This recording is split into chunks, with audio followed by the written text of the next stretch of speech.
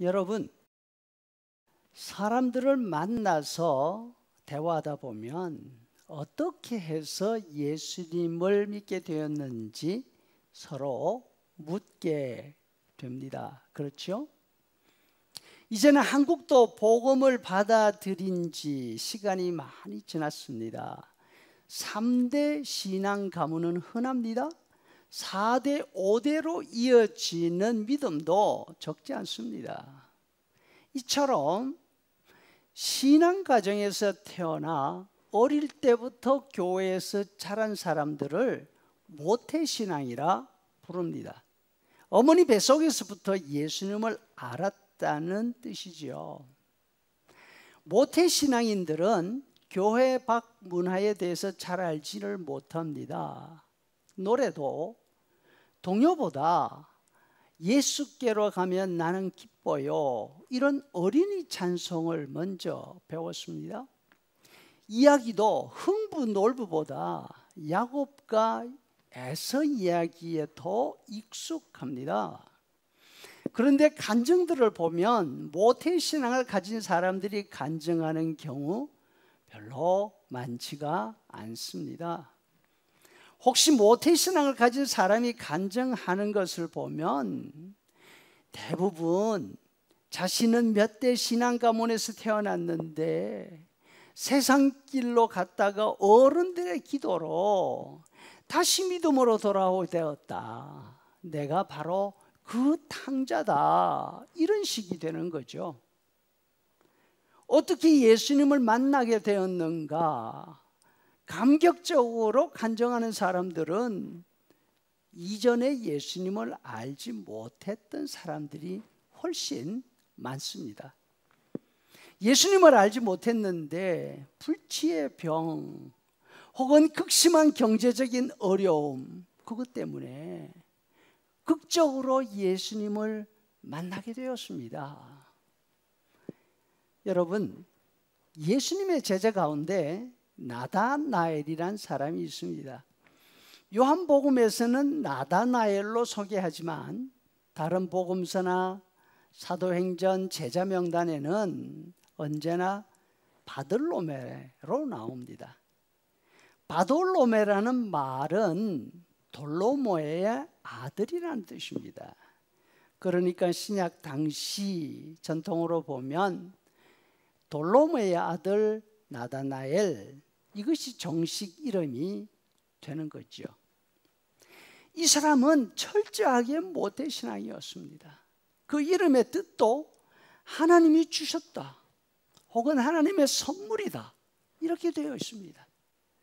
그 아버지인 돌로메가 나다나엘이 태어났을 때에 하나님이 주셨구나, 하나님이 주신 선물이구나, 이렇게 이름을 붙인 거죠. 모태신앙인답게 나다나엘은 성경을 잘 알고 있었습니다. 빌립이 예수님을 만나고 난 다음 나다나엘을 설득하러 갑니다. 자신이 새로 만난 젊은 랍비를 메시아로 소개하는 거죠. 45절에 보니까 빌립이 나다나엘을 찾아 이르되 모세가 율법에 기록하였고 여러 선지자가 기록한 그 일을 우리가 만났으니 요셉의 아들 나사렛 예수니라. 여러분, 빌립은 나다나엘에게 예수님을 소개하면서 생김새나 이적을 말하지 않고 성경 이야기를 하고 있습니다. 왜 그랬을까요? 나다나엘에게는 성경 이야기하는 게 가장 설득력이 있기 때문에 그런 거죠. 하지만 나다나엘은 빌립에게서 예수님을 소개받고 별 감동이 없습니다. 자신이 기대한 내용과 너무나 달랐기 때문이죠. 나다나엘이 빌립에게 반문합니다. 나사렛에서 무슨 위대한 인물이 날 수 있는가? 나다나엘이 기다리는 사람 메시아는 성전이 있는 예루살렘에서 태어나든지 아니면 최소한 다윗의 가문의 고향인 베들레헴 정도에서 태어나야지 갈릴리 나사렛 출신 이건 아니었습니다. 빌립이 나다나엘을 데리고 예수님께로 가지 않습니까? 예수님이 나다나엘을 보자 이렇게 말씀하십니다. 당신이 무화과 나무 밑에 있을 때 내가 당신을 보았습니다. 이 말의 뜻이 뭔가 하면 당신은 기도하는 사람이 아닙니까? 기도하는 사람은 하나님의 일을 자신의 생각, 자신의 기준 가지고 판단하지 않습니다. 이렇게 말씀하신 겁니다.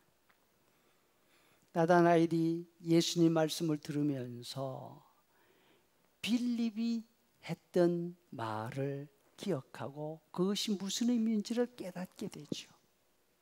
그리고서 예수님을 향해서 신앙을 고백합니다. 당신은 하나님의 아들이십니다. 당신은 이스라엘의 왕이십니다. 여러분, 모태신앙이라서 깨달음이 없고 감동이 없습니까?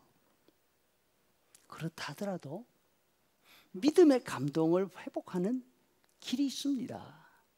바로 말씀과 기도입니다. 부모님으로부터 배운 하나님의 말씀을 더 가까이 할 수 있기를 바랍니다. 그래서 주변에 있는 사람들이 우리를 보면서 저 사람은 성경 이야기 해야지만 설득력이 있어, 이렇게 말할 정도가 되면 얼마나 좋겠습니까? 예수님을 만나는 감동을 기도하면서 더 기도에 열심으로 들어갈 수 있으면 좋겠습니다. 그러면 어떤 기회를 통해서든지 우리가 지금까지 가지고 있던 생각과는 달리 예수님을 새롭게 만나는 그 감격을 알게 될 것입니다.